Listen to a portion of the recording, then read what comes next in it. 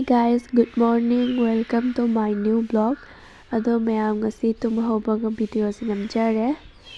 Ado ngasi se mama fi hawdoinina ko ado thabaksu khara adum loisanbagi to adum hapjarake. Video su thakattaba kuirabanina ado ngasi ni sum normally video se mayam waro binu soikiba yawbasu ngakpiyo. Ngakpigani su khale. Ado sai se mama sum lisipkado ngatang video namme. Aisu video namba loiraga sum ayukki tumahawrokpei thabak loisanba hawjare.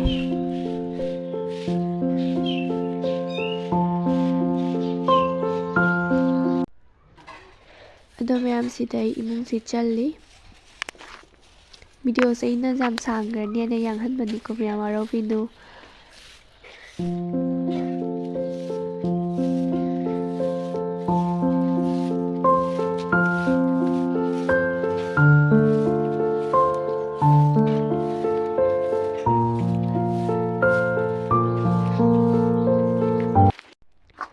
Asidana mama kon phengi.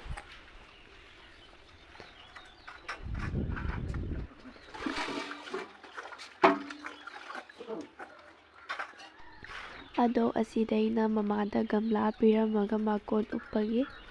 Ado gamla piramaga aisu ai mangon si chalure adu loiga wai mutaire.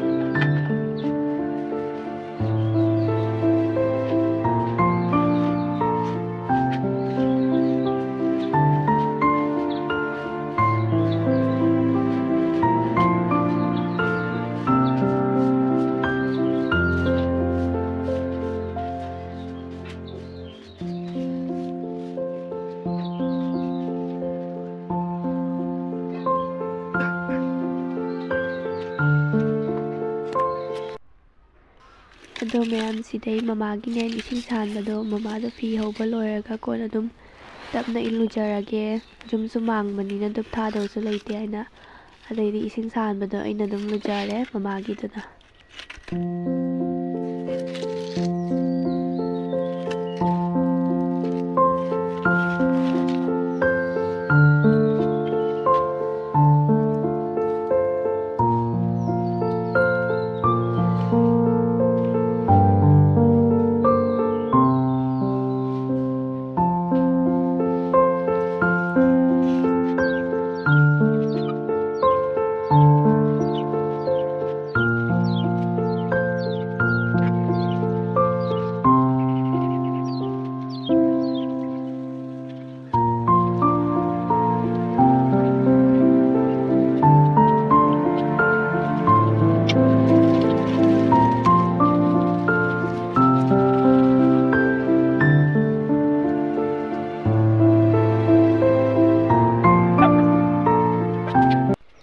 Ado mayam ay sida wai sitli mading maya.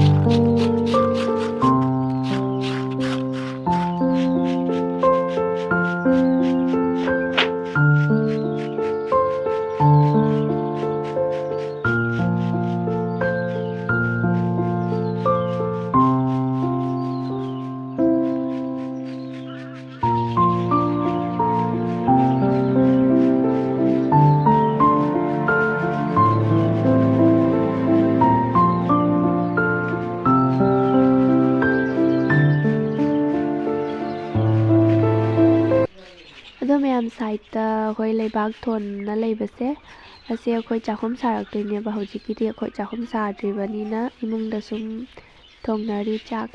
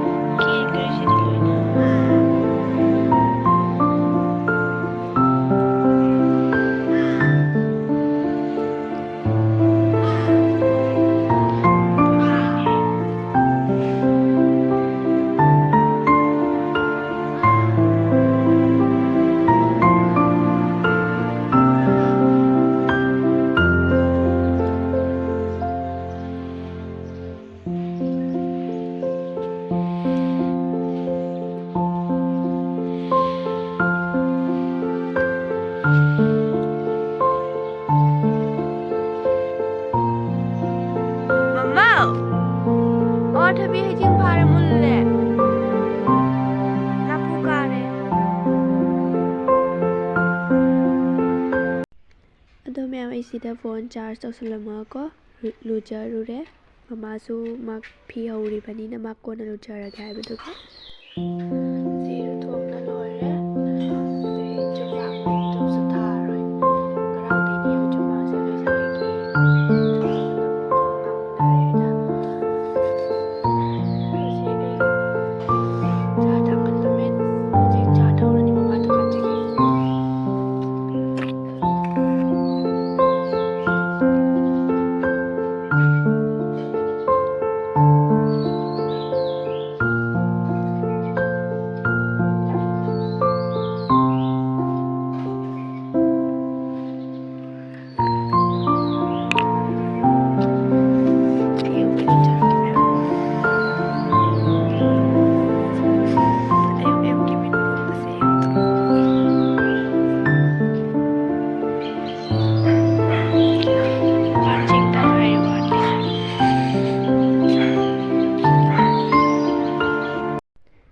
हमारे से दुकानदगी चेंबाक KG लौरे चा थक्पगी चेंबाकसे ngौरगा चानिंगेनako पपाना हाइबा दगी चेंबाकतो अदुम ngौबीरे लोइना हाइबदि अदुम खरादि थम्मी ममादो ngौबा चानिंगे हाइना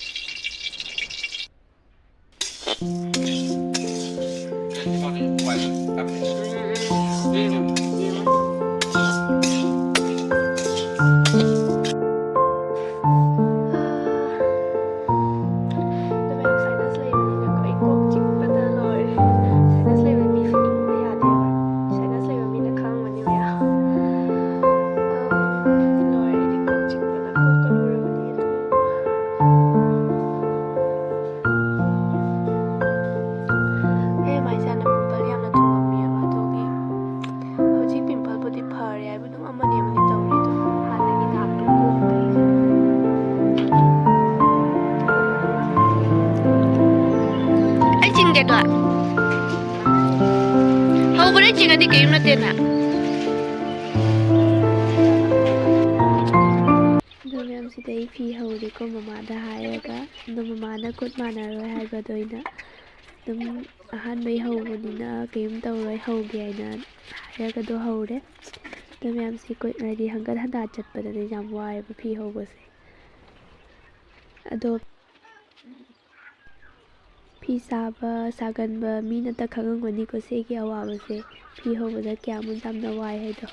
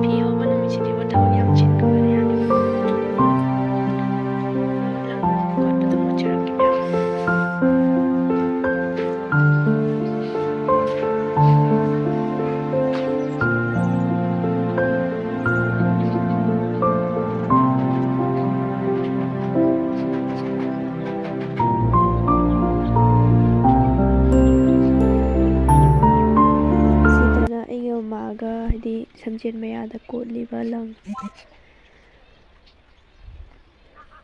ꯁꯦꯀꯣ ꯑꯩ ꯄ꯭रेꯁꯔ ꯂꯣ ꯂꯩꯌꯦꯕ ꯑꯗꯨꯒꯤ ꯌꯥꯝ ꯃꯨꯟꯅ ꯌꯦꯡꯕ ꯌꯥꯗꯦ, ꯀꯣꯛ ꯉꯥꯎꯔꯦ꯫ ꯑꯗꯨꯁꯨ ꯑꯗꯨꯝ ꯀꯩꯗꯧꯅꯤ, ꯃꯤ ꯂꯩꯇꯕꯅꯤꯅ ꯑꯗꯨꯝ ꯇꯧꯔꯦ ꯑꯩꯅ꯫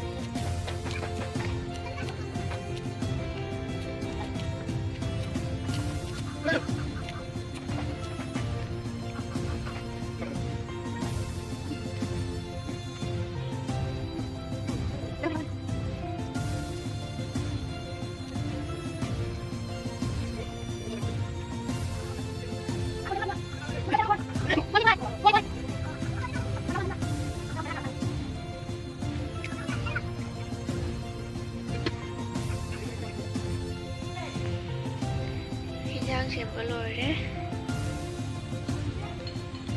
Hijang sembal mayan hijang sembal lore kan ajon belai.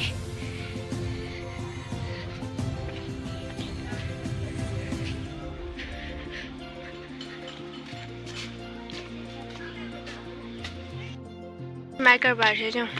Dạ. Ui ơi à. Ui ơi. Ui ơi. Tadi fauri keji ni nga. Puting otak.